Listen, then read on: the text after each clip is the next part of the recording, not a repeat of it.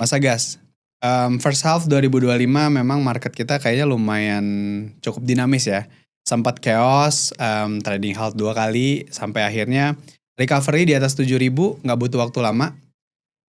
Dan dari sekian banyak dinamika memang salah satu sektor yang cukup jadi primadona adalah sektor gold, Yes, bener ya. banget. Saat itu mungkin Antam sempat naik, di atas 100%, 130% year to date. Terus juga ada PSAB 117% dan beberapa emiten gold lain yang mengikuti. Dan sebenarnya nggak cuma sektor gold yang lagi sumringah nih. Kayak Mas Agas juga dengan performa portofolionya di first half cukup memuaskan kayaknya ya. Ya, alhamdulillah. Oke, sempat ngerasain beggar di WiFi, terus switch lanjut ke DKFT, yang hasilnya juga cukup memuaskan. Dilanjut Dewa, Archie, dan mungkin beberapa emiten lain yang Mas Agas pegang ya. Yes. Mungkin sebelum kita mulai pengen tahu dulu sih Mas, di sepanjang first half ini gimana performa portofolionya Mas Agas? Oke, alhamdulillah sebenarnya gitu ya, di 2025 ini kemarin per Mei awal Juni ini udah tembus 30-an% sih year to date. Gitu. Jadi alhamdulillah cukup bagus dan tadi didapat dari beberapa sektor-sektor dan saham-saham yang unggulan sih. Walaupun sebenarnya dari beberapa saham ada juga yang memang masih ya belum jalan gitu ya. Tapi alhamdulillah so far oke sih. Oke, karena ini kan momentum trading ya yang Mas Agas pakai gitu ya dalam investing. So far di first half ini win rate-nya berapa persen Mas? Sempat ngitung nggak sih? Karena kalau dari yang saya lihat kan lumayan banyak, kayak hampir semua yang di-share jalan semua nih kalau dari yang saya lihat sekilas dari Mas Agas. Itu Ya. mungkin boleh di breakdown nggak? Harusnya sih kalau nggak salah di angka 80-90%. Cuma memang terakhir kemarin itu sempat cut loss 2 gara-gara Trump. Oke. Cuma so far sih yang kayak DKFT, WiFi, Archie, Dewa, habis itu ada ya TSPC dan kawan-kawan itu so far masih pegang dan cuan sih. Ya beberapa ada yang cut loss tapi cut loss tipis. Oke. Mengingat di kondisi market yang kayak first half kemarin sebenarnya 80-90 angka yang lumayan memuaskan ya Mas Agas ya buat win rate ya. Sebenarnya didukung sama ini sih, kemarin sempat jatuh tapi reboundnya cepet banget gitu ya. Ya. Iya. Boleh di-describe nggak Mas? Sebenarnya first half ini tuh jadi apa ya? Jadi waktu yang seperti apa buat investor kayak Mas Agus? Apakah memang challenging atau sebenarnya justru lebih banyak opportunity-nya kemarin di awal? Jadi kalau saya bisa bilang chaos itu kan creates opportunity gitu ya. Jadi kalau misalnya market itu adem ayem, kalem-kalem aja sebenarnya dia nggak volatile. Justru volatility itu muncul ketika ada news, ada sesuatu yang ya bisa dibilang ngedrive fundamental dan juga ngedrive harga. Jadi secara teknikal juga uptrend gitu ya. Nah, kemarin itu ya kalau dilihat sebenarnya gara-gara Trump itu volatilitas tinggi banget. Ya banyaklah agendanya gitu ya, dari yang dia pengen nurunin DXY, dia pengen nurunin USD yield gitu ya, dan juga ujung-ujungnya ada Israel perang gitu ya. Ini volatility ini sebenarnya nge-create opportunity kita buat masuk di saham-saham yang memang lagi uptrend atau lagi ada kenceng gitu ya. Tapi di satu sisi memang saya sendiri deg-degan. Deg-degan dalam artian nggak masalah sebenarnya floating loss atau apapun itu, tapi lebih ke arah kalau misal tiba-tiba besok war-nya selesai, itu yang gue pegang ini bahaya nih, nggak cocok sama kondisi sektor yang ada, seperti itu sih. Jadi memang di satu sisi kayak pedang bermata dua. Nah kalau dilihat juga gitu ya, dari banyaknya fear yang diciptakan itu sebenarnya kita perlu tahu Trump maunya apa. Trump itu dia baru masuk dan apa kata-kata pertama atau misalnya apa yang dia sebutin adalah intinya adalah dia nggak suka Biden. Bidenomics, ekonominya Biden itu kayak gue naruh sesuatu, gue bikin US itu misalnya on steroid. Semuanya bagus, tapi sebenarnya di balik layar itu kayak bom atom. Dalam artian seperti ini, dia banyak mencetak duit stimulus-stimulus untuk ngegenjot perekonomian selama ya 2021 setelah Covid sampai di 2024 gitu ya. Ya. Tapi itu menggunakan hutang dengan jangka tenor yang pendek. Sehingga pada akhirnya ketika Trump masuk, dia harus bayar hutang gede di tengah bulan. Di tengah tahun gitu ya. Di tengah tahun ini ketika dia mau bayar hutang gede, pilihannya kan ada dua. Dia mau bayar hutang dengan bunga yang lagi tinggi, USD yang lagi powerful, Ya. atau dia nambah hutang baru, restrukturisasi. Tapi kalau restrukturisasi pas bunganya lagi tinggi, USD lagi tinggi, cost-nya gede. Sehingga dia akan menciptakan fear, semoga gitu ya, yang terjadi adalah inflow masuk ke treasury bonds. Pada akhirnya, yield-nya akan turun. Ketika dia mau restrukturisasi, itu akan jauh lebih murah cost-nya. Dan udah kelihatan nih, yang kemarin dilakukan adalah debt ceiling-nya dinaikin. Oke. Jadi ada tanda-tanda, oke ini satu tanda mau restrukturisasi. Nah kemudian untuk memperlemah USD, ini sedikit tricky sebenarnya apa yang dilakukan Trump. Dia pengen USD yield rendah. Artinya kan flow masuk ke bonds. Tapi kalau flow yang masuk ke bonds itu dari luar negeri, otomatis DXY akan naik. Karena duit currency luar negeri itu di-convert ke USD. Ini tricky. Gimana caranya DXY-nya turun, artinya USD-nya nggak nambah ke dalam negeri, tapi USD-nya bisa turun. Satu-satunya cara menurut saya adalah Fed yang QE, quantitative easing. Artinya dia banyak beli juga dari treasury-nya itu sendiri. Sehingga pada akhirnya DXY-nya tuh bisa di-push stabil atau lebih rendah, tapi juga yield-nya itu turun karena harganya naik. Jadi win-win solution. Nah sementara ketika ada yang satu lagi gitu ya, cerita yang kedua, war, perang, menurut saya lebih ke arah ini resource war gitu ya, semuanya selalu ada. Dari bertahun-tahun yang lalu, dari zaman yang paling parah itu Arab Saudi. 1970-an, 1980-an, di mana diganti rezimnya. Ya kan ya, diganti rezimnya itu oil naik banget tuh. Dari puluhan, aku lupa ya, 10, 20, 30, sampai kayak hampir ratusan gitu ya. Itu kayak naiknya luar biasa. Habis itu turun perlahan. Nah jadi kalau bisa dilihat perang-perangnya Israel, perang-perangnya US itu kayak pergantian rezim untuk mendapatkan resource. Jadi pada akhirnya yang mereka pengen US itu secara long term dominan, tapi khusus buat bayar hutang ini, gue pengen ngelemahin dulu USD dan USD yield-nya. Jadi kayak, wah ini keren banget sih Trump trikinya. Tapi masalahnya adalah di kita volatility-nya jadi luar biasa tinggi. Betul. Tapi sebenarnya dengan volatilitas tinggi itu kalau misalnya kita paham arah dan cara mainnya justru bisa dapat opportunity yang cukup menarik juga ya Mas ya? Yes, benar. Kayak kemarin pas kita ada bikin ngopi bareng ya, yang sama Saham Bagger juga gitu ya. Kan udah sempat saya kasih mention bahwa ada level-levelnya gitu ya. Oh daerah sini sebenarnya yang minus 26% kemarin ya. Itu sudah cukup bagus. Tapi kalau misalnya dapat yang di bawah lagi yang minus 30 jadinya major crash, jauh lebih bagus. Artinya sebenarnya dari situ kan itu opportunity. Dari situ aja opportunity yang karena tarif. Yang kedua dari perang. Tahu nggak kira-kira dari semua perang-perang Mediterania itu berapa lama sih rata-rata menurut kamu? Untuk recover? Recover. Dari perangnya berapa lama biasanya? Gak sampai 1 tahun mungkin? Realitanya rata-rata di 4-6 minggu. Oke, lebih cepat justru ya? Perangnya 1 bulan. Ya. Muncul perang, habis itu anjlok market, habis itu selesai 1 bulan, 1,5 bulan. Baru kayak di perang terakhir paling mirip tuh Irak. Di tahun 2003. Coba lihat timelinenya mirip. Habis bubble crash. Dari bubble crash itu anjlok semua ya, bubble.com bubble. Habis itu energi mulai naik. Muncul perang, energinya spiking. Habis di 2023 itu tengah tahun, itu 1 bulan doang. Dari 1 bulan itu, Saddam Hussein udah ditangkap di akhir tahun. Ya.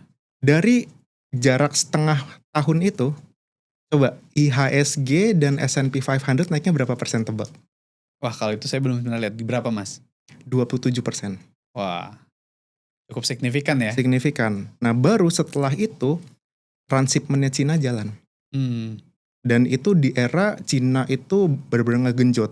Setelah perang selesai, suku bunga udah turun, dan akhirnya ekonomi tumbuh. Oke. Jadi bisa dibilang opportunity ya kalau yang Iya. sekarang ini. Berarti ada siklus yang memang berulang sebenarnya ya. Bener banget. Mungkin lebih jauh pengen ngomongin soal sector rotation. Karena banyak banget yang ngomongin setelah gold jalan nih, selanjutnya apa sektor yang mungkin menarik gitu ya. Tapi sebelum kita bahas sektor apa yang menarik, sebenarnya saya pengen lebih tahu dulu, sektor gold kan udah lumayan naik signifikan gitu ya. Yes. Emiten-emitennya juga hampir mendekati all time high, Ya. harga-harganya. Sebenarnya masih ada potensi nggak sih, Mas? Atau justru kita perlu melihat kalau sektor ini tuh memang udah mendekati peak-nya aja? Oke, good question gitu ya. Karena rata-rata orang FOMO ketika udah jalan. Betul. Nah, tapi kita perlu lihat mean reversion. Mean reversion artinya adalah semua cycle itu kan ujung-ujungnya saling kayak sinusoidal. Artinya dari yang atas cycle-nya akan ke bawah. Dari yang bawah akan balik ke atas gitu ya. Jadi tengah-tengahnya seperti apa? Kita perlu tahu di gold itu secara 20-30 tahun terakhir, rata-rata itu return-nya 5% sampai 6% CAGR. Ya. Khusus di 10 tahun terakhir itu naik jadi 10% CAGR. Oke. Khusus di year to date itu naik jadi 30% return year to date. Artinya pada akhirnya lagi speeding up. Pertanyaannya adalah apakah tahun depan masih bisa 20-30%? Most likely not. Berat ya? Berat. Karena dia mean reversion-nya di 5. Jadi akhirnya ketika ekonomi membaik, itu justru kebalik. Ekonomi bagus, gold akan turun. Sahamnya naik. Saham turun, ekonomi memanas, perang bla bla bla, gold yang naik. Yeah. Jadi kalau kita expect tahun depan atau 2 tahun lagi itu udah membaik gitu ya, udah nggak ada perang, itu gold pasti akan turun. Sehingga yang beli sekarang itu lebih punya resiko untuk loss dibandingkan untuk cuan lebih tinggi. Oke, kalau untuk sahamnya sendiri gimana? Sahamnya sendiri kita lihat dari awalnya kan leading company adalah Antam gitu ya. Betul. Antam diikutin ya PSAB, habis itu Harta juga lumayan, habis itu Arci. Betul. Yang belum BRMS gitu ya. Ya. Unik sebenarnya BRMS. Kenapa? Karena sebelumnya udah jalan di tahun lalu dengan story yang agak lebih berbeda, kayak ya dia bakri lah ya. Dia punya story sendiri. Tapi untuk yang gold yang sekarang dia belum kena. Bisa jadi dia akan kena impact bagus. Tapi gue nggak punya gitu ya. Jadi disclaimer on dulu nih. Gue nggak punya. Gue punyanya adalah Arci. Tapi itu sudah kayak hampir 100%. Jadi saran saya sih daripada berusaha memprediksi akan dapat 50% or 100% lagi, kalau mau standar trading, day trading atau cuan silahkan di emiten gold karena sektornya lagi hot. Tapi kalau untuk yang jangka agak menengah ke panjang kayaknya mending lu stay low dulu aja. Oke, berarti kalaupun akan tetap ada kenaikan, udah nggak begitu signifikan kali ya? Nggak signifikan. Terbatas gitu. Oke. Tapi ini agak unik sebenarnya. Ini bagi orang-orang yang ngebaca LK itu akan ngelihat bahwa Q2 udah pasti lebih tinggi dari Q1. Ya. Karena let's say di Arci aja itu average sales ASP-nya itu di angka sekitar 2.700-2.900. Dia menggunakan data goldnya ketika masih di awal tahun. Sementara sekarang itu udah kayak 3.200-3.400 per ounce dolar ya. Nah artinya dari Q2 ke Q1 aja ada kenaikan. Udah pasti LK-nya yang Antam, PSAB, HRTA apa-apa itu udah pasti akan jauh lebih tinggi. Jadi kalau mau cari momen, cari cuan, deket-deket bagi LK Q2. Oke. Menarik. Nah, kalau misalnya memang kita ngelihat sektor gold sendiri udah cukup, mungkin masih menarik tapi terbatas gitu ya. Udah mungkin nggak seseksi di awal.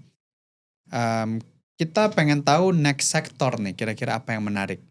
Karena kan biasanya memang ada konsep yang namanya sector rotation gitu kan. Perpindahan dari satu sektor ke sektor lain, basisnya karena pergerakan ekonomi juga gitu ya. Mungkin boleh dijelasin dari Mas Agas, sebenarnya sector rotation ini sepenting apa buat dipahami, dan konsepnya tuh seperti apa sih? Oke. Makroekonomi itu sesuatu yang kayak bisa jadi guidance, tapi nggak serta-merta semuanya pasti ngikutin. Oke. Cuma untuk kita memahami secara gambaran makronya itu penting untuk kita bisa memproyeksikan apakah ceritanya ini itu bisa sesuai sama rotasi-rotasi sektornya atau lagi ini case berbeda, special case. Nah jadi contohnya gitu ya, Sam Stovall itu mengeluarkan sebuah research sebenarnya berdasarkan sektor rotation itu kita bisa ngelihat mana kondisi-kondisinya berdasarkan data-data ekonomi. Itu biasanya translate ke apa sih sektor yang akan manggung dari kondisi ekonomi ini dan akan translate ke mana saham-saham yang kira-kira akan outperform. Nah dari beberapa data yang kita ketahui, contohnya saat ini suku bunga itu lagi menuju turun, ya. Yang kedua yield curve inverted itu tajam banget bedanya, tapi belum ada hard landing. Yang ketiga ekonomi lagi lesu. Tapi sebenarnya data productivity itu masih stabil. Jadi kayak market ini atau ekonomi ini agak heated, tapi nggak sampai anjlok banget, nggak bagus nggak. Jadi menurut saya ini jadi kayak fase yang lagi ditahan sama Fed untuk kayak transisi. Oke. Dari dia fase contraction atau market ekonomi lagi sulit menuju nanti suatu hari nanti akan early recovery. Nah ketika kita lihat, oke, kita asumsikan sekarang lagi fase yang transisi, makanya volatility tinggi banget nih. Nextnya kan early recovery. Oke. Nah sekarang kita berpikir secara logika. Ketika market mulai recover, apa sih yang akan jalan duluan? Coba balik lagi ke ketika selesai COVID kemarin, atau misalnya 2021, saham yang manggung apa? After COVID? Energy? Yes, energy yes. Komoditi ya? Sama ada satu lagi. Apa ya? Transportasi. Oke, transportasi. Karena ketika roda ekonomi jalan, energi itu naik. Yang kedua, pasti transportasi hub itu makin rame. Oke. Jadi saham-saham yang harusnya ketika sesuai ekonomi cycle-nya, itu adalah sektor-sektor tersebut duluan jalan. Plus, yang jalan duluan adalah yang sudah dapat ekspektasi bahwa suku bunga itu udah rendah dan suatu hari nanti akan translate menjadi consumer spending yang tinggi. Ya. Contohnya barang-barang seperti otomotif, seperti properti. Jadi mana yang duluan kita nggak tahu yang mana. Tapi most likely itu akan jalan. Oke.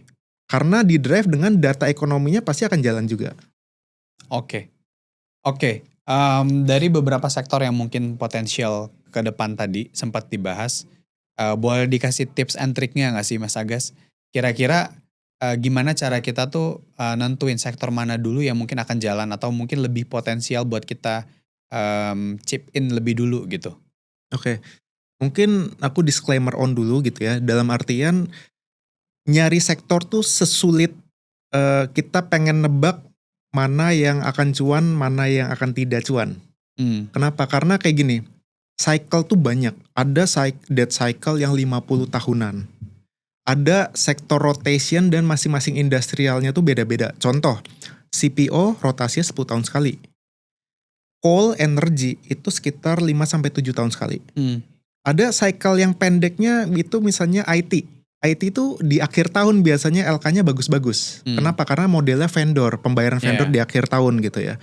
Ada yang modelnya misalnya consumer good, yang bagusnya ketika festive. Jadi cycle tuh banyak.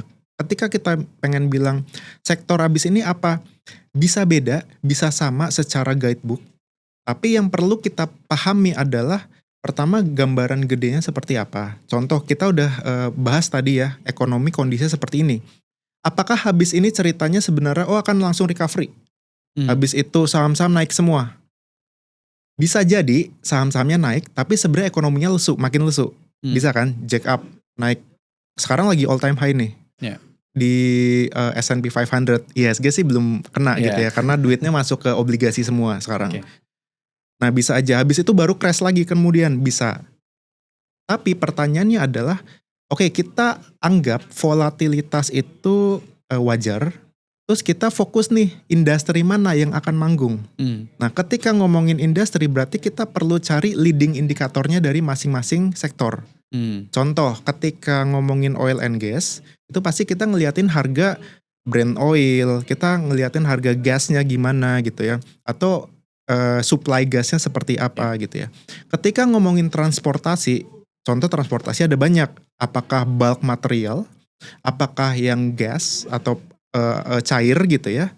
Jadi kita perlu lihat contohnya di beberapa kayak di tradingeconomics.com atau misalnya di Shanghai Index yang buat ngelihat beberapa indeks-indeks indeks-indeks komoditasnya gitu ya, karena kan salah satu pembeli kita terbanyak di Cina juga gitu ya.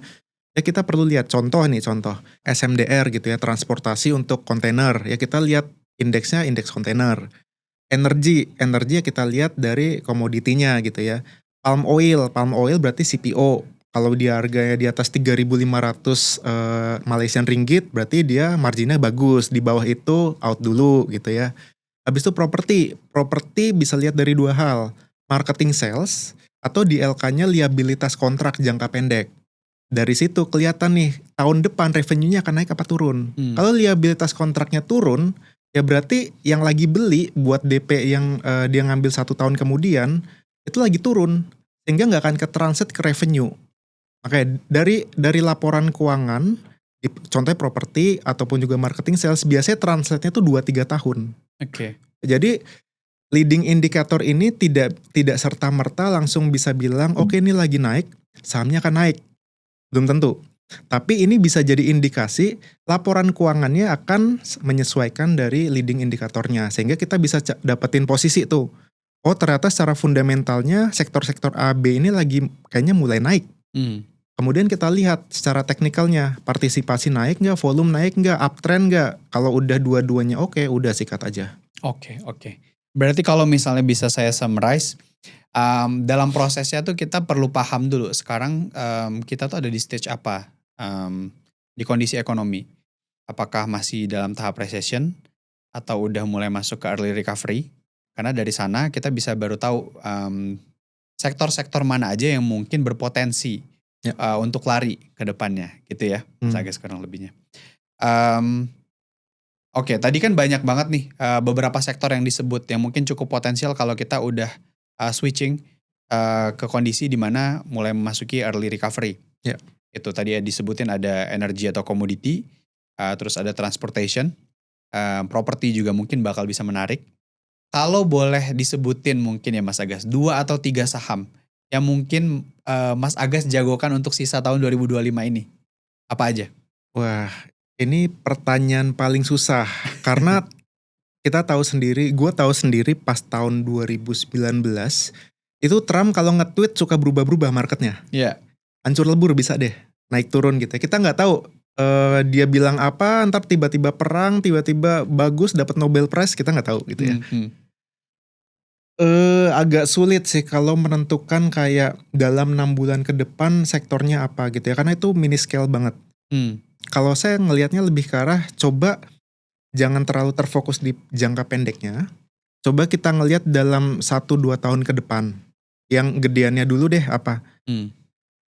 Tadi saya sempat mention bahwa kayak contohnya energi itu kan cycle-nya 7 tahun sekali. Paling tinggi kapan sih batu bara misalnya ya, batu bara itu tahun 2022 peaknya. Dari 2022 anggap tambah 7 tahun itu 2029. Sekarang itu lagi hancur. Karena sesuai dengan demand atau consumer demand-nya rendah. Ya industri turun, kebutuhan energi turun. Nanti ketika recovery kebutuhan energi akan naik. Sekarang harga sahamnya lagi di bawah. Berarti kan bukan buat cari momentum, tapi kalau mau nabung-nabung dividen yield-nya udah lumayan. Satu contohnya.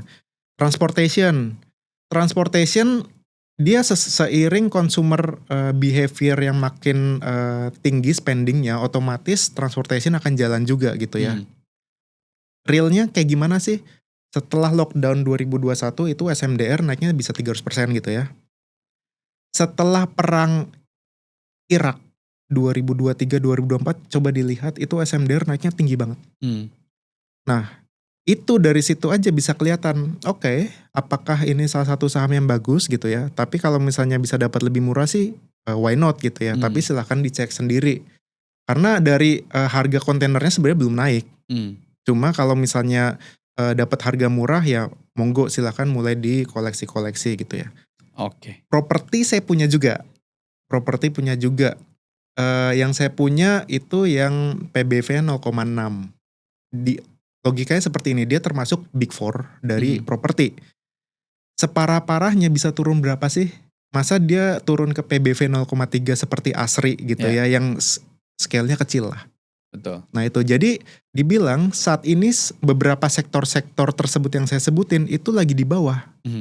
Ketika mau nyari beli bawah jual mahal, itu jangan nyari ketika udah jalan atau FOMO.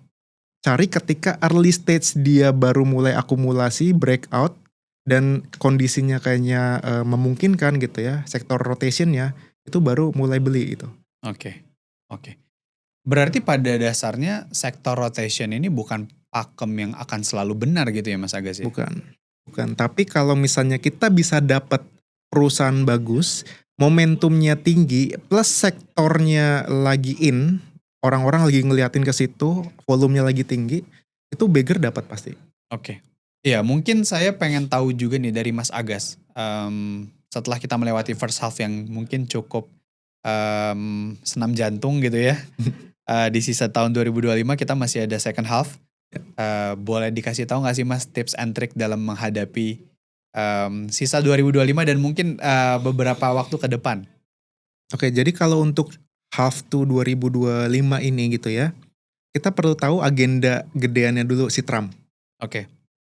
Ini Juli dia decision nih kan untuk bayar hutangnya. Betul. Restrukturisasi decision gitu ya. Setelah ini selesai, kemudian jika Iran dan Israel benar-benar menandatangani perjanjian damai, itu sebenarnya Powell atau Fed itu sudah ngasih aba-aba. Kita akan bisa turunin suku bunga jika sudah ada perjanjian seperti itu gitu ya. Dalam artian berarti nextnya, yes, suku bunga akan turun. Ketika suku bunga turun, market akan naik. Harapannya Indonesia karena spreadnya oke makin dia udah nurunin suku bunga, gue nurunin juga nih, udah lebih berani nurunin. Pada akhirnya money flow asing yang saat ini banyak di SRBI dan juga di obligasi, semoga masuk juga nih ke market. Karena lucunya adalah DXY turun, USD IDR tetap. Jadi pada akhirnya sebenarnya dia nggak USD ini atau rupiah ini nggak keluar dari Indonesia. Betul. Tapi dia keluar net sell asing di equity market. Berarti masuknya ke obligasi. Berarti dia asing ini masih wait and see. Jadi ketika kita lihat dari berbagai jenis major crash sebelumnya, ketika major crash terjadi dari titik terendah ke tengah-tengah IHSG, itu biasanya dominasi adalah domestik. Ketika dari titik tengah menuju all time high, yang dominan itu asing. Jadi kita butuh asing. Tinggal di half two ini kita lihat asing flow-nya kemana. Kalau dia ternyata oke, gue masuknya finance, banking. Karena ujung-ujungnya buat nge-push IHSG pasti ada banking, ada Pak PP gitu ya. Ya berarti kita bisa ikutin mereka. Oke. Nah, atau terlepas dari ternyata langsung masuknya ke properti karena ekspektasi suku bunganya udah turun. Ya udah kita juga bisa lihat dari net flow asingnya sebenarnya. Oke. Mungkin di samping itu ada lagi nggak Mas buat tips buat teman-teman investor nih? Oke. Pada akhirnya paling penting di market itu ada risk management. Kita bisa memprediksi, kita bisa memproyeksikan, tapi kita nggak tahu itu salah apa benar nantinya. Yang saya selalu bilang bahwa market ini tuh ibarat kata main blackjack ataupun poker. Dimana ini tuh adalah game of probability. Kita bisa memproyeksikan gimana probability-nya tinggi, tapi bisa aja kita salah. Dengan adanya perubahan-perubahan gitu ya. Jadi risk management penting. Alokasi cash itu selalu penting. Kalau saya sendiri saat ini di 20-30% karena ya buat ngelihat nih ke depannya apa. Karena saya sendiri agak bingung nih. Ini volatility-nya tinggi banget. Dan terakhir ada selain kita ngerti risk management, kita ngerti cash allocation kita tahu perusahaan-perusahaan bagus yang memang ada momentumnya. Ya, terserah teman-teman mau bikinnya dari technical, pakai screenernya Stockbit gitu ya, atau dari fundamentalnya buat ngelihat dari LK-nya juga bisa, itu silahkan monggo lewat apapun caranya bisa. Yang penting adalah jangan sampai ketika kita salah, kita kegedean salahnya. Oke. Bahkan dengan cuan yang besar dan win rate setinggi itu aja, risk management tetap nomor 1 ya Mas Agus ya? Bener. Oke. Mungkin terlepas dari sektor rotation atau terlepas dari sektornya, boleh dikasih tahu nggak sih Mas ciri atau hints dari saham-saham yang mungkin berpotensi kasih kita return tuh yang cukup signifikan atau mungkin bisa beggar gitu? Oke. Biasanya trigger utamanya kan pasti karena sektor atau ekonomi atau industrinya atau dari dalam perusahaannya sendiri itu yang lagi significantly growth kan. Pasti. Nah tapi kemudian terlepas dari semua sektornya, saya pernah coba nganalisa backtesting data 20 tahun data. 20 tahun data di ISG, mana aja sih saham-saham yang bisa mencetak beggar minimal 100% setelah dibeli dalam 1-2 tahun ke depan, dan kesamaannya apa aja. Ini agak menarik gitu ya. Kesamaannya adalah ternyata valuasi itu tidak sepenting itu. Valuasi yang murah itu memang memberikan justifikasi risknya aman, tapi belum tentu dia ngasih beggar. Mungkin ngasih 50% yes, 30%, 40% yes. Atau beggar tapi setelah 3 tahun. Yes, tapi ternyata yang paling signifikan itu ada 3 hal. Growth, habis itu quality, dan momentum. Dalam artian apa? Growth ini ternyata saham-saham yang dia bisa beggar di tahun ke-1, tahun ke-2 setelah dibeli, itu yang dia minimum growth minimal 50%. Jadi ketika kita nge-shortlist sebuah saham, udah pasti harus kita masukkan di screener itu bahwa saham tersebut minimal growth 0% deh. Tapi ketika kita ekspektasikan kualitatif lebih dalam lagi, dia bisa nggak growth minimum 50% tahun depan. Biasa di drive apa? Corporate action. Di drive apa? Sektornya lagi manggung. Nah itu makanya sektor tuh pentingnya di situ, translate ke growth. Dan ternyata growth ini translate ke chance kamu dapat beggar itu kayak 70-80%. Nah yang kedua, quality. Perusahaan-perusahaan yang ROE-nya tinggi atau marginnya bagus itu biasanya high quality. Oke, yang terakhir momentum.